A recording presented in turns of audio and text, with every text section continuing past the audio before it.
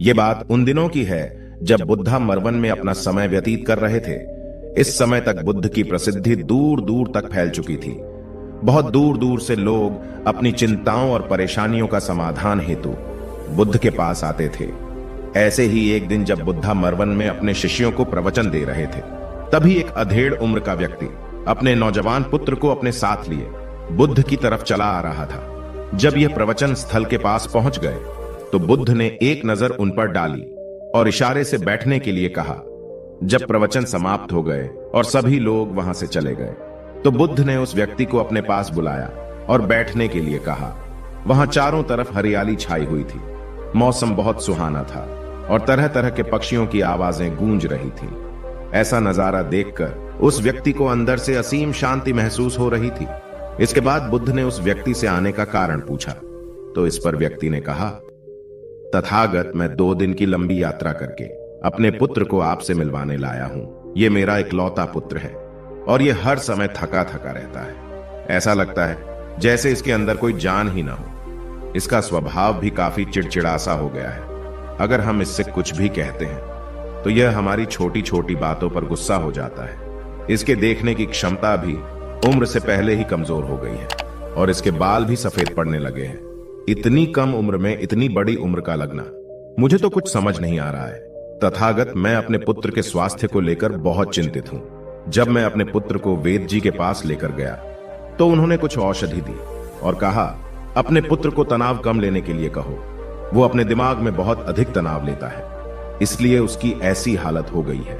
लेकिन मैंने उसको बहुत समझाने के बाद भी तनाव का मतलब समझ नहीं आया। मुझे नहीं पता कि तनाव होता क्या है, यह किन कारणों से आता है और उसे कैसे अपने पुत्र के दिमाग से निकालूं। लेकिन मुझे सबसे पहले तो यह समझना है कि तनाव होता क्या है। इसीलिए तथागत मैं आपके पास आया हूं।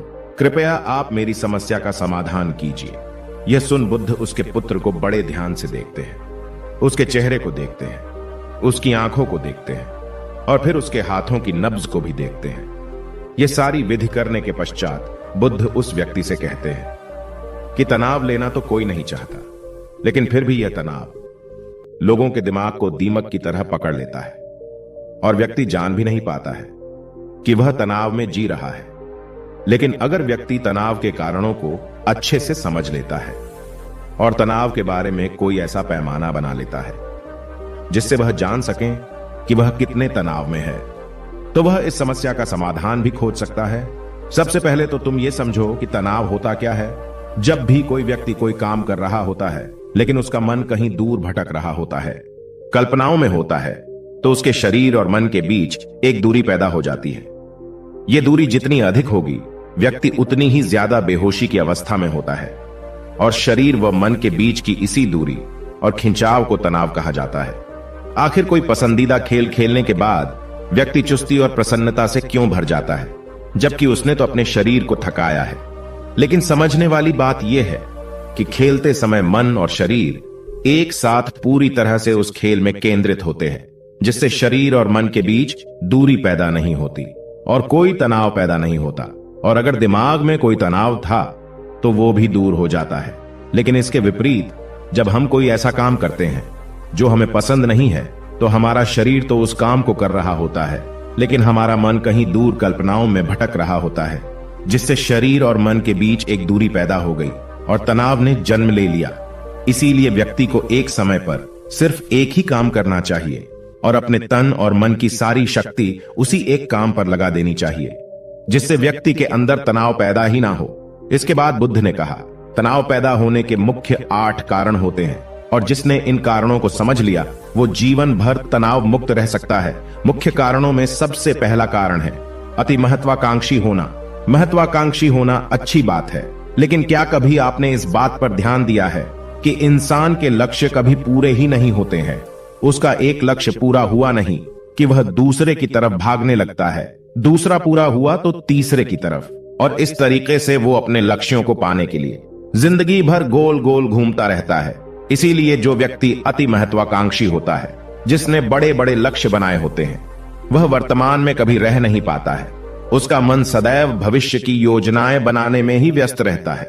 उसका शरीर तो वर्तमान में रहता है, लेकिन मन भविष्य में ही रहता है। जिससे मन और शरीर के बीच दूरी पैदा हो जाती है और वह तनाव भरी जिंदगी जीने लगता है।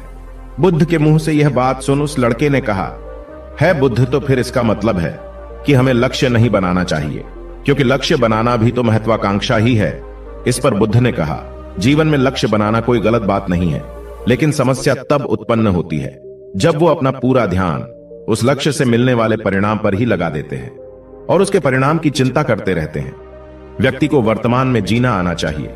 आप लक्ष्य बनाइए और उस लक्ष्य की प्राप्ति के लिए कड़ी मेहनत करिए, लेकिन साथ ही साथ आपको इस बात का भी ज्ञान होना चाहिए कि आप अभी वर्तमान में जी रहे हैं और वर्तमान ही सत्य है। बुद्ध ने आगे कहा, तनाव का दूसरा सबसे बड़ा कारण है ईर्ष्या करना है। जब व्यक्ति ईर्ष्या और जलन से भर जाता है तो उसका मन अंदर से सड़ने लगता है। ईर्ष्या एक आंतरिक घाव है। आंतरिक घाव यानी मन का घाव। व्यक्ति के शरीर का घाव तो भर सकता है, लेकिन मन का घाव कभी नहीं भर सकता। इसीलिए व्यक्ति को दूसरे की खुशी और तरक्की से कभी ईर्ष्या नहीं करनी चाहिए, क्योंकि ईर्ष्या तनाव का कारण है। इसके बाद बुद्ध ने तनाव का तीसरा कारण बताते हुए कहा कि आरुषिपूर्ण काम न करना, इससे भी मन में तनाव पैदा होता है। जो काम करना हमें पसंद ही नहीं है, जिस काम में हमारी रुचि ही नहीं है, उस काम में हमारा मन लग ही नहीं पाएगा। हमारा शरीर तो वहीं बैठा रहेगा, लेकिन हमारा मन कल्पनाओं की उड़ान भरेगा, जिससे शरीर और मन के बीच दूरी पैदा हो जाती है और व्यक्ति तनावग्रस्त हो जाता है। इसीलिए इंसान को हमेशा अपनी रुचि के अनुसार ही कार्य करना चाहिए। अगर व्यक्ति ने यह पता कर लिया कि उसे कौन सा काम करना पसंद है और वो उसी काम को अपने जीवन का लक्ष्य बना लेता है, तो फिर वो काम उसके लिए काम नहीं बल्कि एक खेल बन जाता है। फिर बुद्ध ने कहा, तनाव का चौथा कारण होता है किसी दूसरे से अच्छा रखना। बुद्ध ने उस व्यक्ति की ओर इशारा करते हुए कहा, एक पिता होने के नाते तुम्हारी अपने पुत्र से बहुत सी अपेक्षाएं होगी कि तुम्हारा पुत्र एक बहुत ही कामयाब इंसान बने, तुम्हारा नाम रोशन करे, जैसा तुम चाहते हो उस तरह का जीवन जिए, तुम्हारी हर बात माने। लेकिन क्या आज तक कभी किसी की सारी अपेक्षाएं पूरी हुई है? जब भी कोई व्यक्ति किसी दूसरे से कोई अपेक्षा रखने लगता है तो वो अनजाने में अपने लिए तनाव पैदा करने लगता है। जरा सोचो कि अगर तुम्हारा बेटा तुम्हारे अनुसार काम नहीं कर रहा है और वो नहीं बन पा रहा है जो तुम उसे बनाना चाहते हो, तो निश्चित रूप से तुम्हारे दिमाग को तनाव तुम्हें पकड़ लेगा। तुम तनाव से भरा जीवन जीना शुरू कर दोगे और इस तनाव के बस में आकर तुम ऐसा व्यवहार करोगे, ऐसी बातें करोगे कि तुम्हारा अपने पुत्र के साथ संबंध और भी खराब होता चला जाएगा। इसीलिए व्यक्ति को जितना हो सके उतनी कम अपेक्षाएं दूसरों से रखनी चाहिए, और अगर पूरी तरह से तनाव मुक्त रहना है तो दूसरों से अपेक्षा रखना ही बंद कर दो। इसके बाद बुद्ध ने कहा कि शारीरिक कष्ट भी इंसान के तनाव का एक कारण होता है। जब व्यक्ति किसी शारीरिक पीड़ा से गुजर रहा होता है तो उसका पूरा ध्यान अपने उस शारीरिक दर्द पर होता है और वो पूरे दिन बस उसी के बारे में सोचता रहता है, जिससे उसका मन दुख के विचारों से भर जाता है और ऐसी स्थिति में व्यक्ति तनावग्रस्त रहने लगता है। यह सुन उस व्यक्ति ने कहा कि हे बुद्ध, शारीरिक दुख तो किसी भी व्यक्ति को हो सकता है, तो फिर क्या हुआ? व्यक्ति जीवन भर तनाव में ही जिएगा? इसका जवाब देते हुए बुद्ध ने कहा कि इंसान को यह बात समझनी चाहिए कि हमारा जीवन दुखों का आधार है। जैसे जैसे हमारा जीवन आगे बढ़ता है, इसमें दुख आते हैं, बीमारियां आती है और फिर अंत में मृत्यु भी आती है। तो बीमारियां इंसान के जीवन का अभिन्न अंग है, कोई इनसे बच नहीं सकता। बस किसी किसी के जीवन में यह समय से पहले आ जाती है तो किसी के बाद में आती है। जब इंसान का मन इस बात को अच्छे से समझ लेगा तो फिर वह अपनी बीमारी के बारे में सोच सोच कर ज्यादा तनाव नहीं लेगा, क्योंकि यह हमारे जीवन का अभिन्न हिस्सा है और इसके लिए व्यक्ति को शारीरिक रूप से भी अभ्यास करते रहना चाहिए। अपने जीवन में व्यायाम और स्वस्थ जीवन शैली को भी जगह देनी चाहिए ताकि उसका शरीर लंबे समय तक निरोगी रहकर सही से काम कर सकें। तनाव का अगला कारण होता है अपनी योजनाओं को समझने के लिए समय न देना। कुछ लोगों के दिमाग में कोई विचार आया ही नहीं कि वो बिना सोचे समझे उस पर काम करना शुरू कर देते हैं, और जब उस काम में उन्हें असफलता मिलती है तो वह तनाव से भर जाते हैं।